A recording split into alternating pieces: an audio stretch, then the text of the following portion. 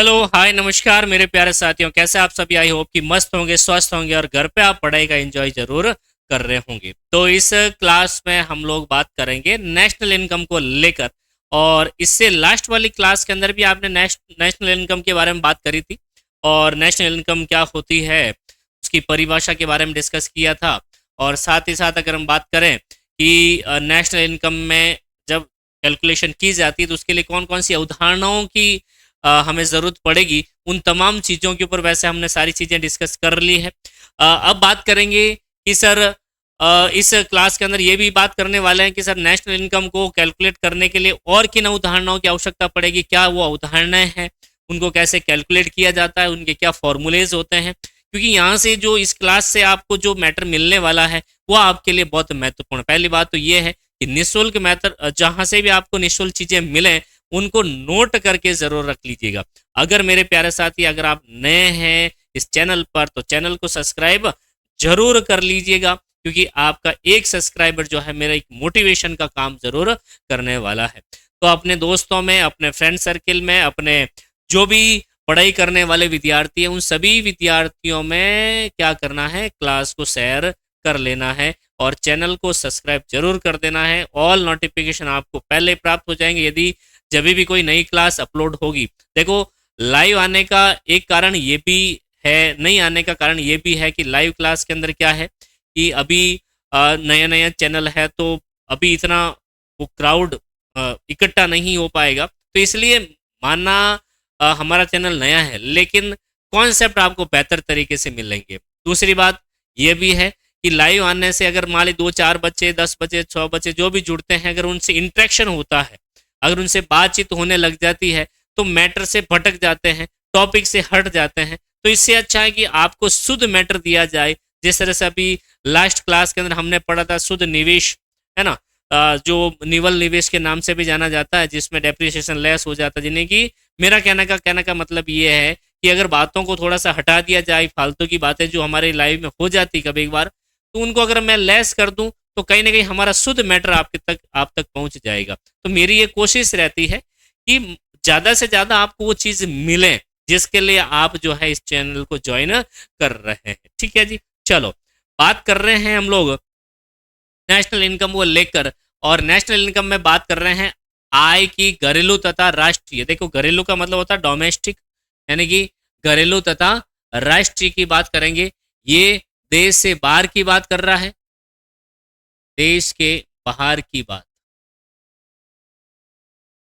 किसकी बात कर रहा है, देश के घर की बाहर की बात कर रहा है, ये देश के अंदर की भीतर की बात कर रहा है। क्या कह सकते हैं, देश के भीतर की बात, देश के भीतर की बात कर। ठीक है जी, बात समझ में आ गई होगी। कहने का मतलब ये है कि सपोज करिएगा सर, ये अपना क्या है, ये अपना एक प्यारा सा भारत है, कोई गलती हो तो माफ कर। ठीक है जी, ठीक, ये अपना क्या है, प्यारा सा एक भारत है। अगर आपको लगे कि सर ये मैप नहीं है तो आप थोड़ा सा कॉम्प्रोमाइज करने का प्रयास करें। एक तो इस भौगोलिक सीमा के भीतर, इस भौगोलिक सीमा के भीतर जो भी इनकम होगी उसको तो कहेंगे सर घरेलू। क्या कहते हैं, घरेलू। ओके, यानी घर की इनकम। और दूसरी बात ये है कि सपोज करिए ये अमेरिका है। ओके, ये क्या बेटा, ये अमेरिका है। सपोज करिएगा ये चीन इधर आ गया। ओके, इधर श्रीलंका हो गया। ओके, इधर जो है ऑस्ट्रेलिया हो गया। तो यहां से जो भी इनकम होती है वो राष्ट्रीय इनकम के अंदर इंक्लूड की जाएगी। तो मेरा कंसर्न ये है कि जब कभी भी बात होती है, घरेलू की बात होती है, किसकी बात होती है बेटा, घरेलू की बात होती है, तो देश के भीतर जो भी इनकम हो रही है उनकी बात की जाएगी। और जब बात होती है अपने राष्ट्र की बात होती है तो देश के बाहर से भी जो इनकम आ रही है, देश के बाहर से भी जो इनकम आ रही है, इनको भी इंक्लूड किया जाएगा। तो वो राष्ट्र में बदल जाएगा। बात समझ में आ गई क्या। सपोज करिएगा कि जीडीपी की बात करते हैं हम लोग, किसकी बात करते हैं, जीडीपी की परिभाषा आई थिंक आप सभी लोगों को पता होगा। और नहीं पता तो इस चैनल से अगर आप जुड़े रहेंगे तो आपको एक एक चीज पता चलेगी, एक एक चीज पता चलेगी। जीडीपी क्या होती है, जीएनपी क्या होती है, एनडीपी क्या होती है, एनएनपी क्या होती है, तमाम चीजें ऑन कॉस्ट प्राइस, कॉस्ट की बात करेंगे, ऑन मार्केट प्राइस की बात करेंगे। तो ये तमाम चीजें होने वाली है। तो फर्स्ट ऑफ ऑल बात करते हैं हम लोग इसकी कि जब इसका एक घरेलू अवधारणा के रूप में प्रयोग करते हैं तो हम इसे घरेलू आय कहते हैं, और जब इसका राष्ट्रीय अवधारणा के रूप में इसका प्रयोग करते हैं तो कहीं ना कहीं हम लोग क्या कहेंगे, राष्ट्रीय आय कहने वाले। क्या कहने वाले हैं? राष्ट्रीय आय कहने वाले हैं। अगर आपसे पूछें कि देश की भौगोलिक सीमा के भीतर उत्पादित होने वाली वस्तुओं सेवाओं का मौद्रिक मूल्य जीडीपी और उसमें से डेप्रिसिएशन लेस कर दें तो क्या हो जाएगा, अपनी राष्ट्र जो है घरेलू आय हो जाएगी। कौन सी हो जाएगी? घरेलू आय हो जाएगी। शुद्ध घरेलू आय की बात हम लोग यहाँ पर करने वाले हैं। ठीक है जी, चलिए, तो ये तो बात हो गई आपकी कि घरेलू और राष्ट्रीय अवधारणा है क्या। यहाँ आय की बात नहीं कर रहा, यहाँ केवल और घरेलू और राष्ट्रीय अवधारणा की बात कर रहा है कि घरेलू क्या चीज होती है और राष्ट्रीय क्या चीज होती है, इसके बारे में यहाँ पर डिस्कस किया जा रहा है। जब इसका एक घरेलू अवधारणा के रूप में प्रयोग करेंगे तो घरेलू हो जाएगा, और राष्ट्र के बारे में बात करेंगे तो राष्ट्र का हो जाएगा। बस बात इतनी है, प्रयोग सबका प्रयोग अलग अलग होता है। ठीक है, चलो फिर बात करते हैं कि सर एक देश की घरेलू सीमा क्या हो सकती है। एक देश की घरेलू सीमा है ना, तो घरेलू सीमा का मतलब क्या हो गया कि सपोज करिएगा सर ये अपना एक प्यारा सा वापस बनिया लेता हूं मैं, है ना, ये अपना एक प्यारा सा भारत है। तो आजा भाई भारत, ये अपना क्या है, चलिए ये सारे जहां से अच्छा हिंदुस्तान हमारा। ठीक है जी, सारे जहां से अच्छा हिंदुस्तान हमारा। ओके, दिख रहा अच्छा से है ना। चलो तो देखो ये कह रहा है कि एक देश की घरेलू सीमा का अर्थ एक राष्ट्र की राजनीतिक सीमा से है। राजनीतिक सीमा मतलब जहां तक राजनीतिक डिसीजन लिए जा सकते हैं उसको तो कहा जाता है घरेलू सीमा। क्या कहा जाता है? घरेलू सीमा। मान लीजिए सर ये अपनी दिल्ली है, दिल्ली से यहाँ तक शासन हो सकता है, यहाँ तक शासन हो सकता है, यहाँ तक शासन हो सकता है और यहाँ तक शासन हो सकता है। तो कहने का मतलब इस एरिया के अंदर ही हम लोग अगर अपने राजनीतिक सीमाओं के अंदर रहकर कोई डिसीजन लेते हैं तो वो क्या, कौन सी सीमा कहलाएगी? घरेलू सीमा कहलाएगी। कौन सी सीमा बेटा? घरेलू। अर्थशास्त्र में इसका अर्थ है, ये तो हो गया एक सामान्य भाषा में, अर्थशास्त्र में इसका अर्थ है आर्थिक सीमा से है जो राजनीतिक सीमा की तुलना में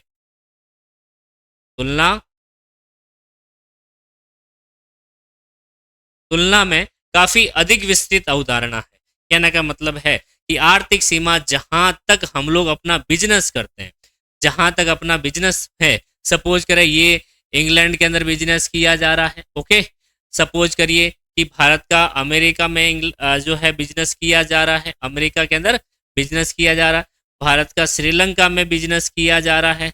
साथ ही साथ भारत का अगर हम आपसे पूछें कि सर चीन के अंदर बिजनेस किया जा रहा है, भारत का जापान के अंदर बिजनेस किया जा रहा है। ठीक है जी, कहाँ पर? जापान में बिजनेस किया जा रहा है।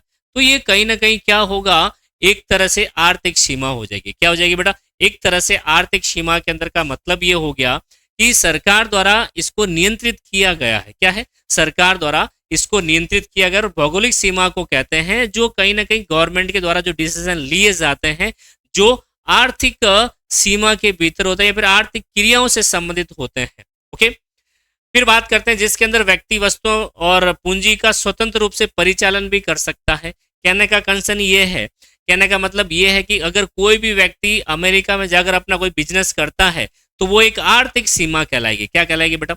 एक आर्थिक सीमा का मतलब ये होता है जहां तक व्यक्ति किसी राष्ट्र का, जहां तक अपनी वो इकोनॉमिकली एक्टिविटीज करता है। क्या करता है? इकोनॉमिकली एक्टिविटीज करता है। इस तरह की अवधारणा को हम लोग क्या कहेंगे?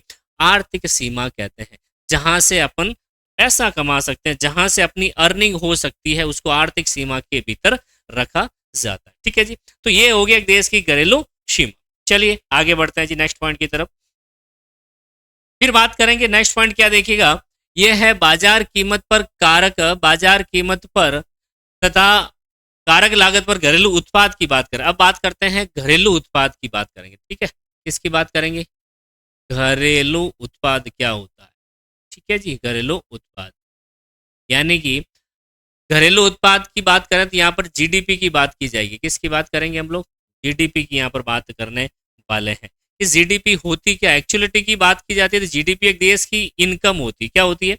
एक देश की सकल इनकम होती है जहां पर व्यक्ति तीनों प्रकार की जो एक्टिविटीज करता है, तीनों प्रकार की जो एक्टिविटीज करता है उसको ही हम लोग क्या करते हैं, उससे होने वाली इनकम वो जीडीपी के अंदर इंक्लूड किया जाता है। तो देखिए, बाजार कीमत तथा लागत, कारक लागत पर घरेलू उत्पाद की बात कर रहा है।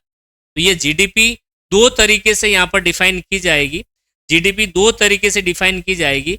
एक तो की जाएगी सर मार्केट प्राइस पर, किस पर, मार्केट प्राइस पर, और दूसरी की जाएगी फैक्टर कॉस्ट पर, किस पर, फैक्टर कॉस्ट पर जो है कैलकुलेट की जाएगी। तो दो चीजों का ध्यान में रखना आपको कि जीडीपी को कैलकुलेट किया जाएगा दो तरीके से। कितने तरीके से बेटा? दो तरीके से कैलकुलेट किया जाएगा। एक तो मार्केट प्राइस पर, दूसरा फैक्टर कॉस्ट पर। अब ये दोनों चीजें क्या होती है, इनके बारे में भी हम लोग अच्छे से डिस्कस करेंगे, क्योंकि आपको अगर एग्जाम की बात करें तो कहीं ना कहीं ऐसा पूछा जाता है कि एम जीडीपी एमपी यानी कि मार्केट प्राइस पर जीडीपी क्या होती है। ओके, कई जगह पूछा जाएगा कि सर जीडीपी दे दिया यहाँ पर और यहाँ पर दे दिया फैक्टर कॉस्ट दे दिया, तो इनकी परिभाषाएं आपको पता होनी चाहिए। ठीक है जी, चलो बात करते हैं दो क्षेत्रीय अर्थव्यवस्था। देखो, अगर मैं अर्थव्यवस्था की बात करूं तो यहाँ पर कितने क्षेत्र दे रखे हैं? दो क्षेत्रीय। तो दो क्षेत्रीय अर्थव्यवस्था क्या होती है? अगर आपसे पूछें कि दो क्षेत्रीय अर्थव्यवस्था, अर्थव्यवस्था, तो दो क्षेत्रीय अर्थव्यवस्था का मतलब है जहां पर दो क्षेत्र होते हैं। अब बेटा दो क्षेत्र होते कौन कौन से हैं, इसका भी डिस्कस कर लेते हैं। तो दो क्षेत्रों की बात करें तो सबसे पहला है पारिवारिक क्षेत्र। कौन सा है? पारिवारिक क्षेत्र की बात करें। ठीक है जी, ओके। दूसरे पॉइंट की बात करते हैं तो दूसरा कौन सा क्षेत्र हो गया अपना?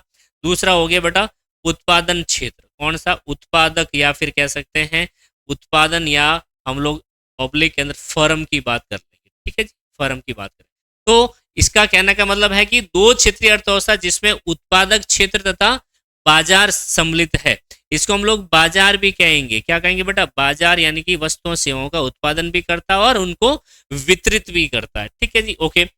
तब तक बाजार कीमत पर घरेलू उत्पाद तथा कारक लागत पर घरेलू उत्पाद में कोई अंतर नहीं होता। ये कहने का मतलब है कि दो क्षेत्रीय अर्थव्यवस्था जहां पर होती है, जहां पर पारिवारिक क्षेत्र होता है और जहां पर बाजार क्षेत्र होता है, वहां पर जीडीपी में कोई मतलब कहता है कि अंतर नहीं कर सकते ना। देखो, इसका मतलब ये होगा कि उस स्थिति में जब दो क्षेत्रीय अर्थव्यवस्था होती है तो उस स्थिति में जीडीपी एमपी सपोज करें कि सर जीडीपी सपोज करें कितनी है?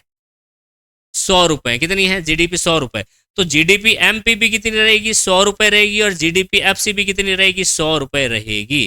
कहने का मतलब ये है कि जब दो क्षेत्रीय अर्थव्यवस्था होती, क्या होती बेटा? जब दो क्षेत्रीय अर्थव्यवस्था होती है तो उस स्थिति के अंदर, उस स्थिति में जो घरेलू उत्पाद होता है, जिसको हम लोग डोमेस्टिक प्रोडक्ट कहते हैं, इसमें किसी तरह से कोई अंतर नहीं होता है।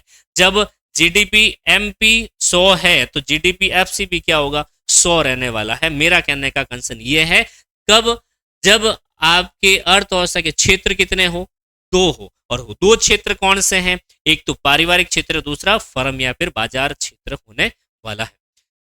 अब देखो, क्यों नहीं अंतर होता है, इसके पीछे का रीजन क्या है कि इसमें कोई सरकारी क्षेत्र नहीं होता है। सरकारी क्षेत्र होगा निश्चित तौर से क्या लगेगा बेटा? सरकारी क्षेत्र की जब भी एंट्री होती है तो सरकार क्या लगाती है? टैक्स लगाती है। क्या लगाती है बेटा? टैक्स लगाती है। ओके, यानी इनकम टैक्स। वस्तु तथा सेवाओं से संबंधित कोई अनुदान भी नहीं दिया जाता है।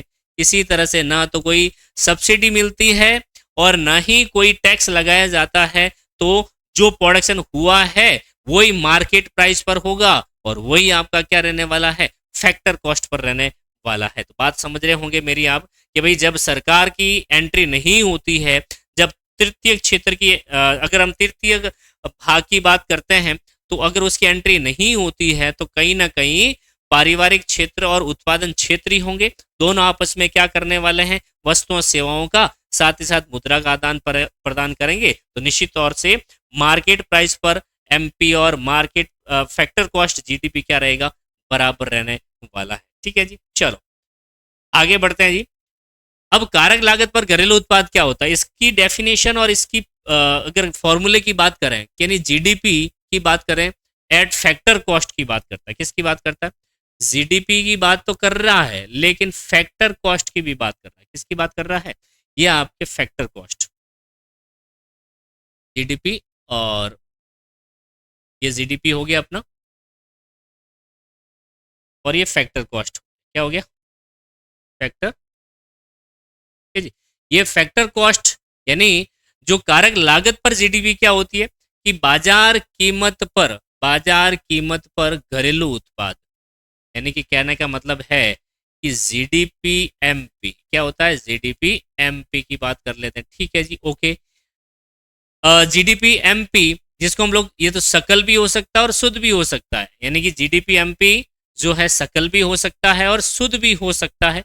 माइनस कर देते हैं इसमें से, क्या माइनस कर देंगे हम लोग, इनडायरेक्ट टैक्स, है ना। इनडायरेक्ट टैक्स जो एनआईटी होता है, क्या होता है, एनआईटी होता है, इसको लेस कर दिया जाता है। अब एनआईटी है क्या, इसकी भी जानकारी हमें होनी चाहिए। एनआईटी वास्तव में है क्या, इसकी भी हमें जानकारी होनी चाहिए। एन का मतलब होता है नेट होता है, आई का मतलब इनडायरेक्ट टैक्स होता है, क्या होता है, इनडायरेक्ट टैक्स होता है। और टी का इनडायरेक्ट होता है और टी का मतलब टैक्स होता है, ठीक है। तो नेट इनडायरेक्ट टैक्स को जीडीपी एमपी में से लेस कर दिया जाता है तो क्या आ जाता है, फैक्टर कॉस्ट आ जाती है। क्या आ जाती है, फैक्टर कॉस्ट। एग्जांपल के थ्रू समझते हैं इसको। एग्जांपल मैंने दे दिया, सपोज करें जीडीपी मैंने दिया यहाँ पर एमपी, जीडीपी एमपी जो है मान लीजिए सर 1000 रुपए, कितना है, 1000 रुपए। और एनआईटी सपोज करें मैंने दिया यहाँ पर 120 रुपए, कितने रुपए, 120। तो मैंने 1000 में से 120 को क्या कर देना है, लेस कर देना है।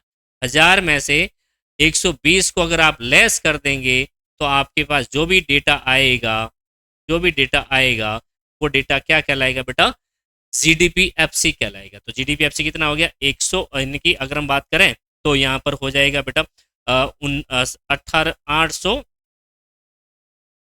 कितना हो जाएगा, 880। क्लियर है क्या, ये हो गया आपका फैक्टर कॉस्ट जीडीपी, ओके। अब अगर आपसे पूछें कि कारक लागत पर राष्ट्रीय उत्पाद क्या होता है, यहाँ बात कर रहा है राष्ट्रीय की, यहाँ बात कर रहा है घरेलू की, दोनों अवधारणाएं अलग अलग है।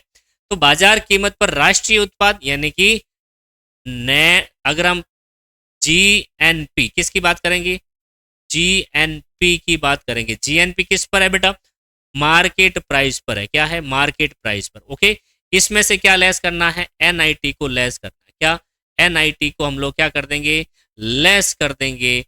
तो क्या हो जाएगा, एनआईटी को लेस कर दिया, एनआईटी, ओके। तो इसको हमने क्या कर दिया, लेस कर दिया। तो निश्चित तौर से हमें क्या प्राप्त हो जाएगा, ये कारक लागत पर, यानी कि ये जीडीपी जो प्राप्त हो जाएगी, यानी कि हम लोग बात करें जीएनपी जो प्राप्त होगी, क्या प्राप्त होगी, जीएनपी जो प्राप्त होगी वो फैक्टर कॉस्ट पर रहने वाली, किस पर रहने वाली है, फैक्टर कॉस्ट पर रहने वाली है। तो कहने का मतलब ये है राष्ट्रीय और घरेलू के बीच अगर कोई चीज है तो वो एनआईटी है, क्या है बेटा, सॉरी, अगर आपसे पूछा है कि एमपी और एफसी के बीच कोई भी अगर कोई अंतर आ रहा है तो वो किस वजह से आ रहा है, एनआईटी की वजह से आ रहा है। किस वजह से आ रहा है, एनआईटी की वजह से आ रहा है। अगर एनआईटी को ऐड कर दिया जाता तो एमपी बन जाता है और लेस कर दिया तो एफसी बन जाता है, ठीक है। अगर मान लीजिए जीडीपी में से एनआईटी को लेस कर दूं तो एफसी बन जाएगा, और एनआईटी को एफसी में जोड़ दूं तो क्या बन जाएगा, एमपी बन जाएगी, ठीक है। तो ये चीजें आपको ध्यान में रखनी है, ठीक है, ओके। फिर बात करते हैं राष्ट्रीय आय से संबंधित और समुच्चय, जिसको बाजार कीमत पर सकल घरेलू उत्पाद क्या होता है, ये हम लोग जो है कल वाली क्लास के अंदर, नेक्स्ट क्लास के अंदर डिस्कस करने वाले हैं। तो मेरे प्यारे साथियों, अब तक हमने काफ़ी सारी चीज़ें पढ़ ली है और राष्ट्रीय आय के बारे में थोड़ा थोड़ा आपको जानकारी ज़रूर होने लग गई होगी। और आगे वाली क्लास भी बहुत जल्द आने वाली है, तो जुड़े रहिएगा इस चैनल से, ताकि आप इस चैनल से जुड़े रहेंगे तो हमारा हौसला बना रहेगा, आप क्लासों को ज़्यादा से ज़्यादा शेयर करते रहेगा। तो एक बार फिर से स्वागत है एसीएस ज्ञान अड्डा पर। Thank you so much.